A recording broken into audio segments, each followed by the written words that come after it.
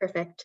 And so I actually kind of very well placed Mary's kind of comment. I wanted to bring some context to how we got to this topic today and remind folks of an agenda that, or almost like a meeting schedule that we all put together back in July. It's been a minute, so I did just want to remind folks of that. I'm gonna share my screen really quickly. And you all might recall from July that we put together this agenda for upcoming meetings of different topics that folks were interested in. We did have a meeting regarding on and off-road mobile sources. And then originally we had on the docket to discuss biomass power plants, but got the feedback that folks wanted to actually discuss dust ahead of that comment here. And so next we'll be discussing enhanced enforcement of dust controls. And then kind of related to what Mary is asking, we do have at an upcoming meeting, the schedule is just a little bit off here, but at an upcoming meeting, we do actually have a topic of our indirect source review rule discussion. And so we can definitely fold in kind of this discussion regarding that warehouse that Mary just mentioned to that discussion. And with that, I wondered maybe I'll pass over to Debbie to just give some welcoming remarks as well before we get to our presentation. Welcome everyone, and thank you for being here. I know it's a busy time for everybody, and but this is an important topic, and hopefully we'll have some time at the end that if we want to discuss anything further, we can do that, and we'll go from there. So thank you. Perfect, thanks Debbie. I'm gonna pop into the chat our presentation for today, and with that I'll go ahead and pass it over to Mark or Mike to present. Thanks, Stephanie. Great to see everybody. I'll do a quick introduction of the compliance team that's here before before starting the presentation. My name is Mark Rasmussen. I'm the compliance manager here in the northern office of the Valley Air District. We also have with us John Stagnero, the compliance director for the Valley Air District, and Michael Hamaguchi, a compliance supervisor here in the Modesto office. Yeah, we're excited to talk about this topic with you. I know it's always relevant. I hope you all find it very interesting. If you have any, questions, please feel free to throw them in the chat during the presentation. We'll also have, I think, plenty of time for questions at the end. And with that, I'll pass it to Mike. All right, thank you very much. Yeah, thank you for having me, everybody. Stephanie, can I share my screen with the presentation? Yes, you should have permission to. All right, let's see how this works. All right, folks. Let's see if this works. How's it look? Yeah, all right, nice when things work. All right, everybody. So today we're going to be talking about dust control enforcement for the Stockton CSC Regulatory Enforcement Subcommittee here. And if you have any questions at all, like Mark said, please feel free to put them in the chat or raise your hand, and we'll take care of you right away, or you can wait till afterward. So to get going here, why do we have dust control requirements here at the district? Well, it's to reduce ambient air concentrations of particulate matter less than 10 microns or 10 microns or greater. By reducing the actions to prevent, reduce, or mitigate man-made fugitive emissions in an effort to protect public health for Valley residents. So what are the activities subject to dust control? So I think everyone would think construction sites, sure, excavations and earth moving, bulk material handling and storage operations and the transport of, vacant lots or fallow land, paved and unpaved roads, and then unpaved vehicle traffic areas. Let's see here. So what are the basic requirements? We use the term visible dust emissions, VDE. So we want to reduce those emissions from the activities that we just talked about. And then one of the things is to maintain stabilized surfaces. So that's like the picture you see right there. It's got some weeds growing on it. Unpaved roads, disturbed surface areas, and outdoor bulk material storage piles. So the big piles that you have at construction sites, those are all subject to these stability requirements. And then the big thing we deal with a lot of times, especially it's very relevant for your community is carry out and track out. So that's we'll try and talk more about this, but that is actually the carrying out of dirt onto public roadways. And then what is a stabilized surface? So we have some definitions for this, and any disturbed surface area or bulk storage pile that is resistant to wind-blown fugitive dust emissions. And then the surface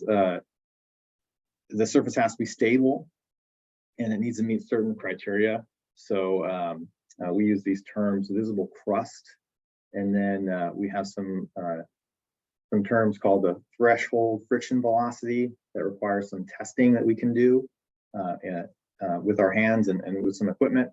And then a vegetative cover, so grass, or I'm probably heard of the term hydroseeding. Those create a stabilized surface. And then sometimes weeds just grow over dirt in the springtime and whatnot. That's an approved mitigation measure.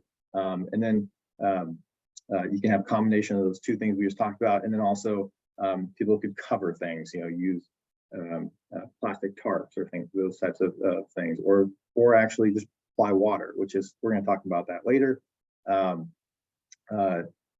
Unpaved roads and traffic areas with less than 6% silt content is a stabilized surface, and then an unpaved parking lot with less than 8% silt content is also. So talking in those terms, we do have some methods of actually doing some testing to show that those surfaces meet those requirements, and we can talk about that more later. But on. So limiting dust emissions less than 20% opacity and maintaining stabilized surfaces is what we're asking contractors and people that are subject to these requirements to do. So generally that is with proactive watering and then phasing of work. They stage everything, and that helps to mitigate these dust impacts. Applying water, and then we're going to use the term stabilizers. So those are actually compounds you can put into the water that will help create a nice crust. Sorry about that. You obviously vehicles moving around or equipment moving around, you want to reduce that. And one way to do that is by reducing the speed of vehicles and actually requiring, just like the middle slide there, setting speed limit signs at these required sites or these regulated sites. And then we actually ask contractors if they are creating dust over a certain amount from these activities, that they actually either cease operations or do those mitigation measures that we just kind of talked about: apply water, stabilizers, and actually cease working. All right, so I talked about carry out and track out. This is a big thing for us. What are the requirements? So if the track out is less than 50 feet onto a public roadway, they're required to remove it by the end of the day. This is by rule. But if it's a greater than 50 foot of track out being moved out onto the roadway, they need to really remove it basically as it happens. And that's for urban areas or really large sites greater than 10 acres. All right, here's a couple of examples here. So on the left, there's some material handling. You can barely see the truck there. And these are actually enforcement photos, so these are real. The middle photo shows some really bad track out onto looks like a neighborhood. And then to the right is some bulk material handling where they had some nice tarps, but obviously got a lot of wind-blown dust coming from those piles. So measures to control dust from carry out and track out, just to highlight that photograph. There's a gravel and then what we call a grizzly or a rumble pad to knock the dirt off of wheels before they move on to the public roadway. And so the main method for dust control for carry out and track out is to apply water, so that that creates a nice crust, sorry. And then you can have dust stabilizers. applied probably with water actually. They could apply aggregate, so rocks like you see in the photograph. They could pave things, obviously. They could use the vegetative controls like we talked about, hydroseeding, reducing vehicle traffic, reducing speed, installing wind barriers. Those are a popular measure. And then also putting a physical track out prevention device like that grizzly or rumble strip that you see right there. So yeah, so water is the primary method to control dust at these sites. And then, you know, even though it's the most commonly used thing, there are many other methods that they can use to limit the dust and make sure they have a stabilized surface. And regardless of the method, they actually have to keep records for these sites, these regulated sites, to show that they're constantly maintaining these requirements, the regulations, sorry, throughout the project. And it's something we can go back to even after they complete the project. And I'll just go ahead and say, we actually do inspections for these sites. And then we follow up on complaints, which we'll talk about later. Let's see. How often do you do the inspections? Yeah, sure. We'll get to that. Okay. I'll just highlight that as we try and get out there when they start construction to make sure everyone's on the same page. And we document that with an inspection. And then throughout the process, we don't generally go back unless we get complaints. But these dust control plans are very detailed documents, and they're filled usually by the general contractor. And they actually list all their subcontractors, and they list exactly how they're going to do record keeping and how they're going to satisfy all of these requirements. And I'll quickly just jump in to add, great question, Debbie, and thanks, Michael, that we would go out to inspect sites as part of our SERP measure commitment as well. So like Michael said at the beginning of the activity, if we receive a complaint specifically drawing attention to a construction site that appears to be causing some dust issues, we'll investigate them. But then also, again, proactively in accordance with I think it's the FD1 SERP measure that this community has. And of course, our inspectors are also well trained to keep their heads on a swivel as they're driving around from inspection to inspection or complaint to complaint, regardless of if it's related to fugitive dust issues or what have you. They are trained to pull over and ask questions if something doesn't look right. For example, if they see a smoke plume, in a field and it's a no burn day, they are trained to swing by and make sure that that's compliant. Similarly, if they see track out on a public road, they'll pull over and ask the developer, what's going on, if they have a dust control plan, and start an investigation in that way as well. So just wanted to add that. Thanks, Michael. Oh, no, thanks, John. Yeah, appreciate that. And yeah, we're going to talk about the SERP requirements. And generally speaking, these projects that are subject to these requirements are generally quite large. So they're very visible and generally speaking along public roadways, and we always have staff going around doing many things in the area. So they're or I should say that they are very aware of the requirements that these contractors have to uphold, like John says. So basically, the inspection process is pretty general. We actually go to the site, we talk to the contractors, we go through their plan with them and make sure that the plan that they submitted, that they're going to do all those mitigation measures and they have everything in order. And we check on the phone numbers. We can make some modifications to the plan if they've had some changes through the planning process. But we actually go over all those requirements on site with them and make sure that they have everything in place that they're supposed to have in place. There's some, if they selected physical mitigation measures, like having gravel down on the roadways and those speed limit signs that we talked about.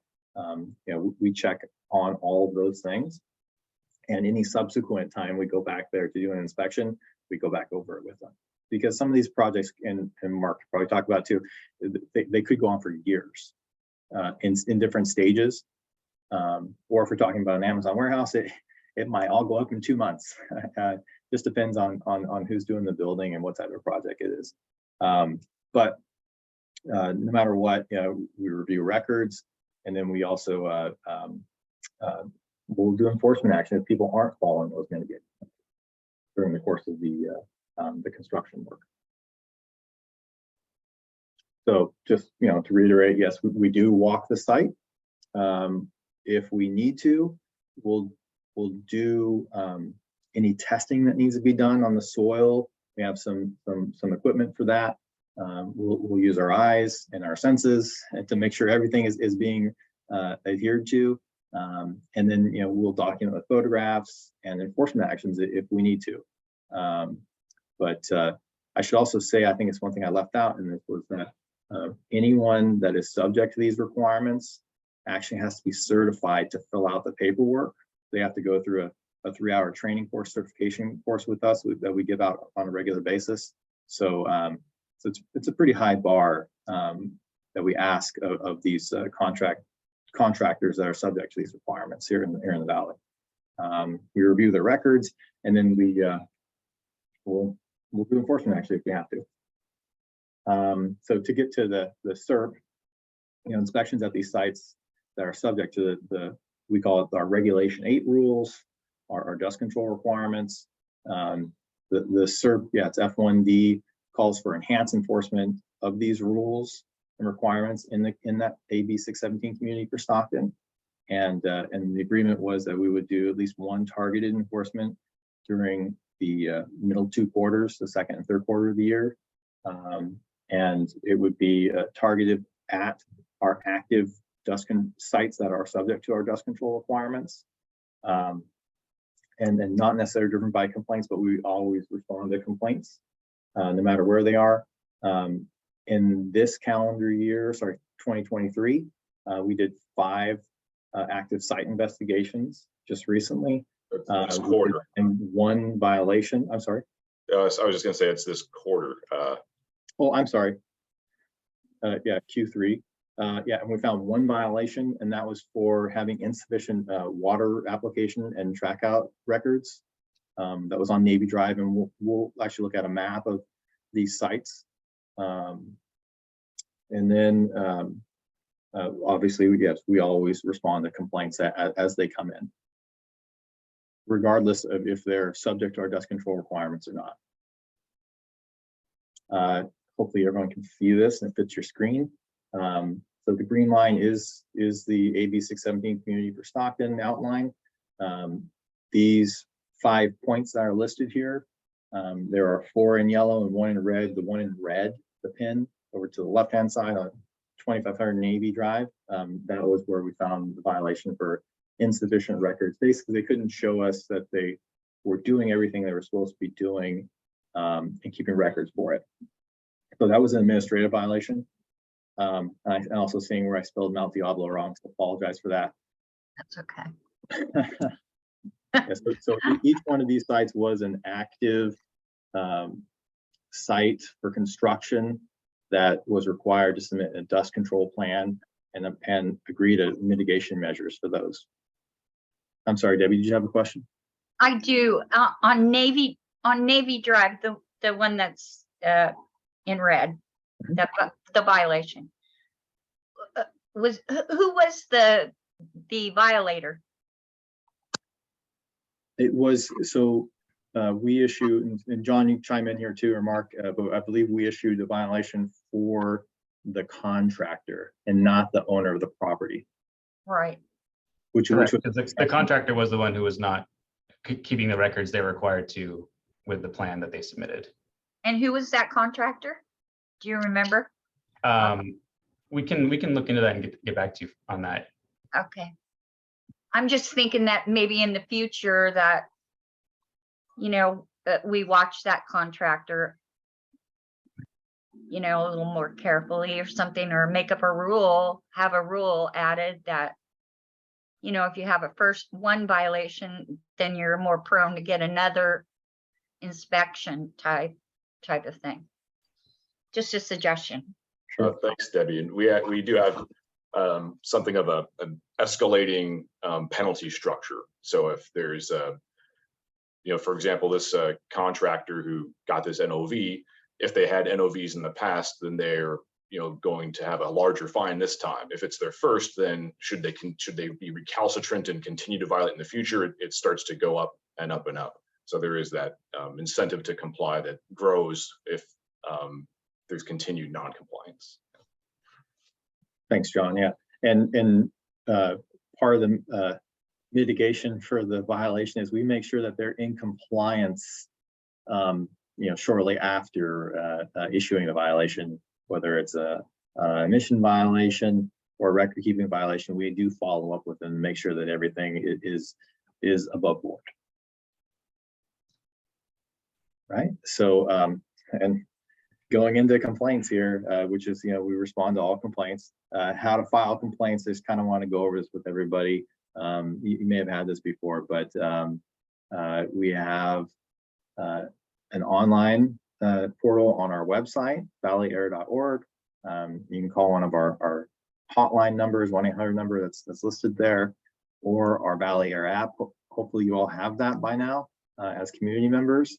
I recommend it, and it's got a lot of great information. But one of the factors, one of the functions is the ability to log complaints on that app, and you can actually upload a photograph if there is one, and then you'll actually be contacted by one of the if it's an on-call inspector or whoever gets assigned that complaint, you will end up getting a response from them and notified of the resolution of the complaint.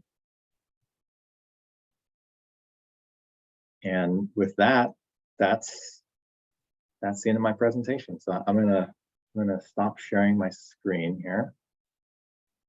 And any other questions you have, we're all ears.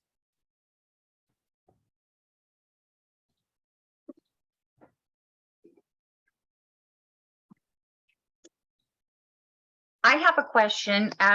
So if the state of California, let's say, has a subcontractor out there, do we find them also? I'm going to refer to John Stagnero on that one.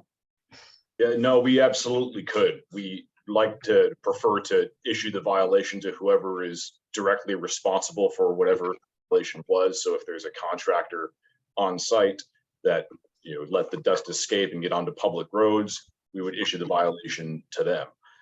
However, there is responsibility at other levels too. There's not just the subcontractor, there's the general contractor, there's the property owner, and they could all be issued a violation if there's a failure to re-enter compliance or to just not make the site clean up enough. Then we can issue it at multiple levels of that chain of command. So Yeah. I have a question as well. This is Marco. First I'll start with a comment, and I must say that I've made complaints before, and I'm personally very impressed with how quickly there is a response. Especially if they happen to be in Stockton at the time, then it's like, within a half hour, it's like, what? So not, because of ignorance and not knowing, I filed a complaint on dust for a city street, but it was a homeowner and it was a very small project, and the person actually came out and talked to the people doing the work, but it's not under the same rules as a large contractor. They did suggest that he, moisten the dirt because it was, bothersome to the neighbors and such, but it really covered the whole street, so you actually couldn't see going through. But do you, are we talking strictly about dust today, or whatever I want to talk about? So I want to talk. This is your committee. Yeah. You got 3 inspecters here. But I mean, do you deal with the fires, wood fires and such? Oh, yeah. We're part of our committee is dedicated towards switching out wood burning stoves and such, and we have an extra contribution for that. So when I'm talking to people about that, one of my friends lives out near Stribley Park, and he just again and again he's brought up the homeless fires, the homeless campfires. And does any community have a solution to that? Does Fresno or Shafter have solutions? It's really troublesome, and I'm not sure there's a solution. Any thoughts? That is the hardest question to answer.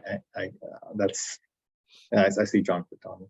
No, thanks, Michael, and Margot. Good question. And that is a challenge when we receive complaints about burning, for example, in an alleyway. And when our inspectors arrive, it's a encampment, and they don't have the means to pay the violation, and perhaps don't have the means to warn themselves otherwise. And when we have issued violations to those people in the past, we're responsible for those burns. Usually doesn't go anywhere. And so if there's a landowner, for example, if it's a landlord that has property for which there's illegal burning occurring on it, then we can talk to the landowner and let them know about this activity that's taking place, and ask them what measures they can take to put up fences or restrict access, so that the activity and the folks who are doing that find shelters or move elsewhere. But it is a challenge, as Michael said, one of the more challenging issues to address. And wherever we can, we work with landowners and city officials and draw their attention to these encampments, and do our best, move things along, and respond to the best of our ability. And I tell the people to keep making complaints, because that's the only way to, they feel like they've gone through all their city political leaders without results. But I said, well, just keep making the complaints. Yeah, and as an inspector, I've had multiple complaints that I responded to, and with those situations, and commonly very kind people who would put the fire out when they find out that I'm an inspector at the Air District and that's an illegal burn barrel. They'll usually extinguish the fire. Now, when I walk away later that night, perhaps it fires up again, but there is some benefit to getting out there and just always trying to explain what the rules are, and that can only help. So No. Yeah. We'll put there, John. I'll just say for the Stockton community in particular, we do, since it's a very urban area, yes, we do talk to the landowners, and if we can't talk to them, we write letters. We also work with environmental health quite frequently, and referrals. Sometimes we'll do joint inspections to go out there, so send one person out to one of these encampments.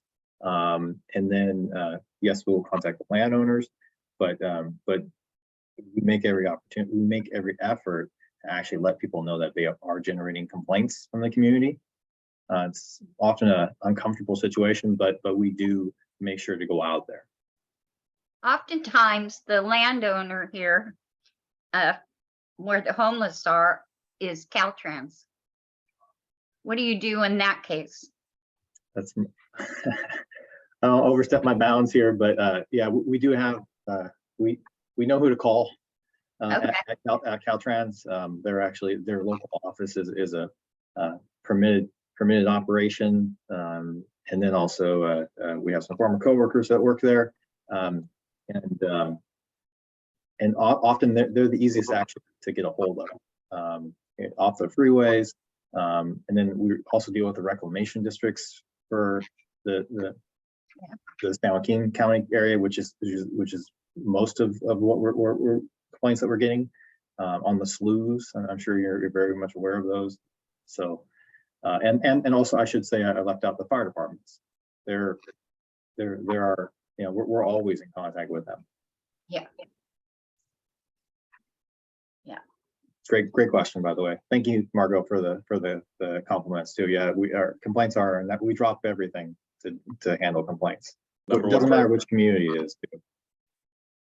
So, Mary Elizabeth, you had a question about specifically the Amazon project, Yes, and you wanted to see, what was your question? well, there was a number of mitigation measures that were required by the city in the final EIR and the mitigation and monitoring report. And the responsibility for some of those mitigation measures fell to the San Joaquin Valley Air Pollution Control District. And I would like to have a summary of those and how Amazon or the Hogan Sanchez developer, since there was more than one property there, complied with those rules. And if there was some off-site mitigation money that was paid, where was that money spent? Is that clear? That's clear. All Yeah, right. it sure is, Mary Elizabeth. Thanks for that. I was taking notes earlier when you were bringing it up as well.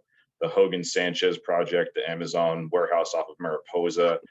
And yeah, absolutely. I think Stephanie had also highlighted that in a future meeting, we're going to have the topic of our indirect source review or ISR rule and our enforcement with that rule. This is a great case study to bring up, and very timely as well. So in that future meeting, we'll be able to talk about this and share all that additional information. I believe that the EIR that would have been generated as a part of this project, it would have had the Air District listed as an enforcement agency for some of the mitigation measures, not the responsible agency for making sure the mitigation measures are completed, but enforcing if they are not followed.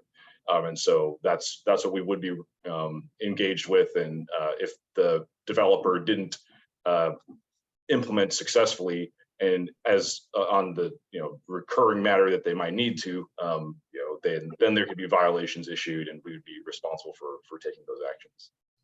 And how is that different from a responsible agency and enforcing agency? Since the enforcement is your responsibility and the mitigation measures were agreed to when the City of Stockton Planning Commission and City Council approved and certified the final EIR along with any mitigation and monitoring.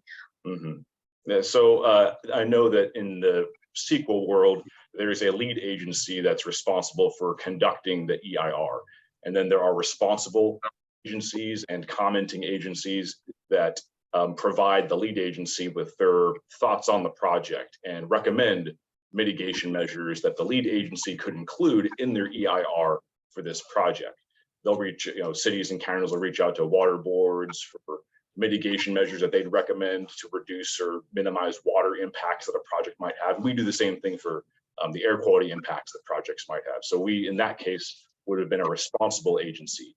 And then the EIRs, at least some of the ones that I have seen, list all of those different mitigation measures in each environmental section, water, air, what have you. And the developer is who must implement the selected mitigation measures. And then the other agencies might be responsible for enforcing the failure to follow their own rules that are cited as a mitigation measure. And so that might be the interaction there.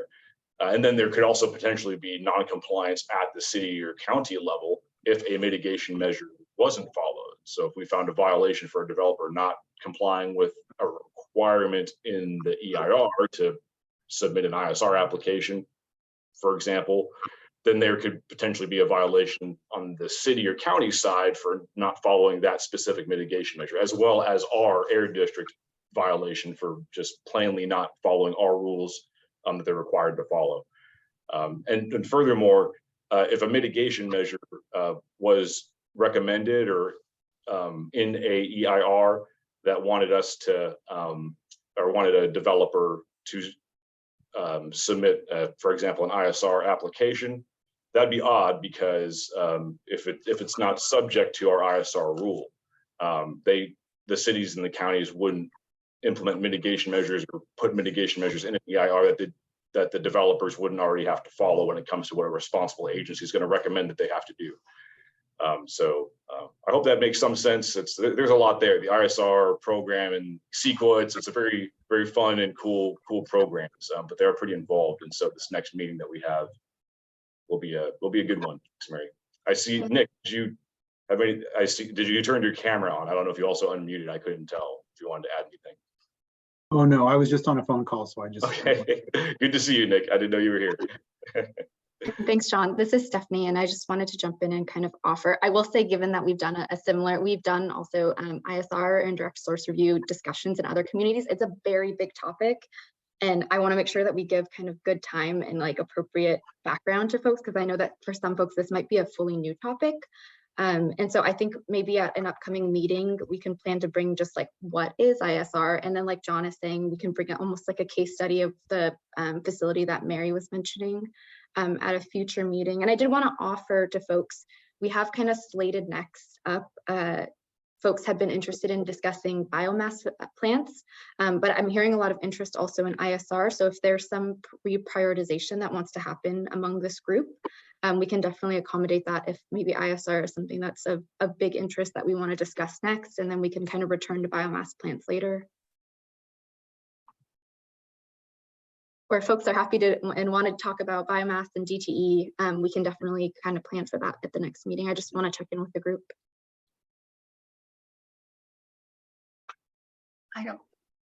If we don't hear anything, then we'll just stick to the plan.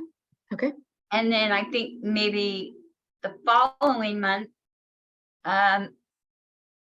because from what I understand, the next meeting is going to be a big one too. Am I right? That's going to go into a lot of detail. Yes, I think all of these meetings go into a lot of detail, so we appreciate all of you for sticking with us. But yes, they're all big, big topics that I think are maybe a little bit, we haven't talked about too much during our regular CSC meetings. Yeah, so whatever folks are interested in.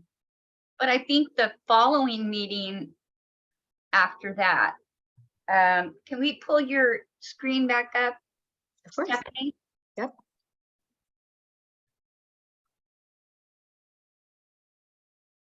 And so we had kind of up next, so we just talked today about enhanced enforcement of dust. I know it's a little bit fuzzy. I'm going to try and zoom in a little bit here. And then kind of folks originally back in July had kind of given feedback that, oh, actually we wanted to talk about dust before we talked about biomass. So we'll kind of be returning, unless we hear any differently today, we'll be kind of returning to this topic of biomass power plants. And then after that, as you can see here, another topic that was of interest to the group was to talk about indirect source review. I think that's an important topic. We might even have to dedicate 2 meetings to it. I'm not sure. But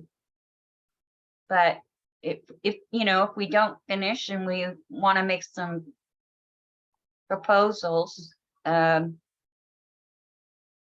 anybody? Margot? I see Tanisha, Alec, Mary Elizabeth. What do you think? Are we okay to stay on the biomass for next month?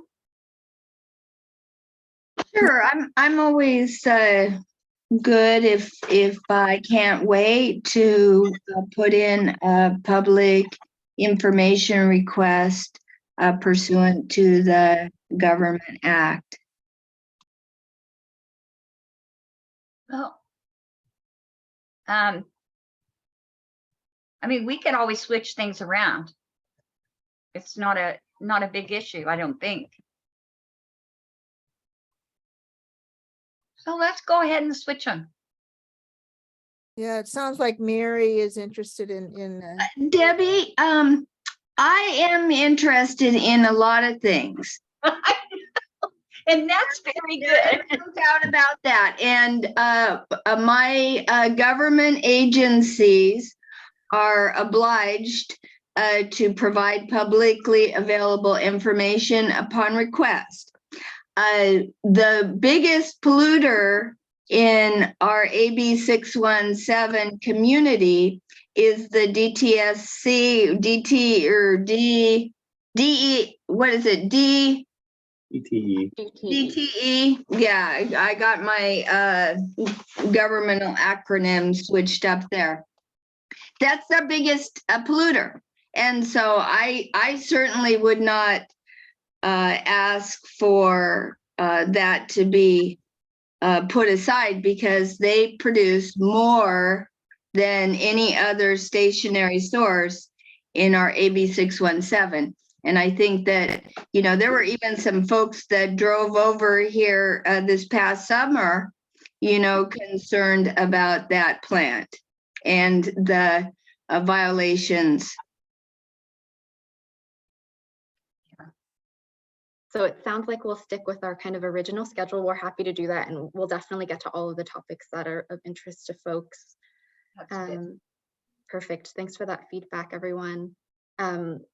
I wanted to make sure that returning to our presentation, does anyone have any remaining questions regarding dust controls, anything for our group here?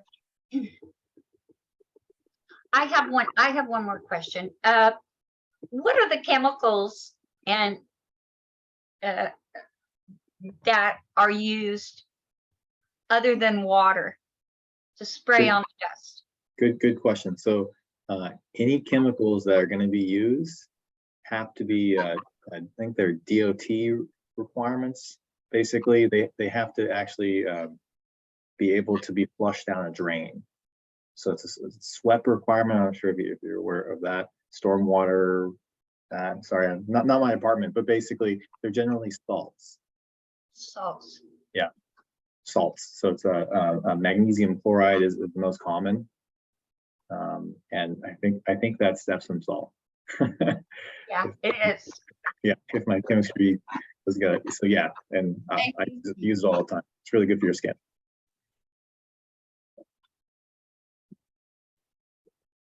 But to answer your question though, it's yeah, they're innoxious, not noxious chemicals, salts that are, you know, safe to use basically, but they help form a nice crust. Safe to use. And Margot, I see you're unmuted. Do you have anything to add? No, I was just having trouble with my mute button, so I just left it unmuted. No worries. That's easier. I have trouble with mine too. Okay. Sounds good. Well, that's great then. Thank you all for the questions and the engagement. If anyone has any remaining questions, all of our team is here. You're welcome to always email us with any remaining questions that you may have. And just in wrapping up, it sounds like we'll plan to work with, of course, our co-host Debbie to plan out our next meeting, which will likely be in January, to discuss biomass plants. With that, thank you all for joining us this evening. We hope we have a couple more meetings, subcommittee meetings for the rest of the year, but if we don't see you, we hope you all have happy holidays and we'll see you next year. You as well. Good holidays to everybody and stay Yeah. safe. Everyone. Thanks, everybody. Happy holidays, everyone.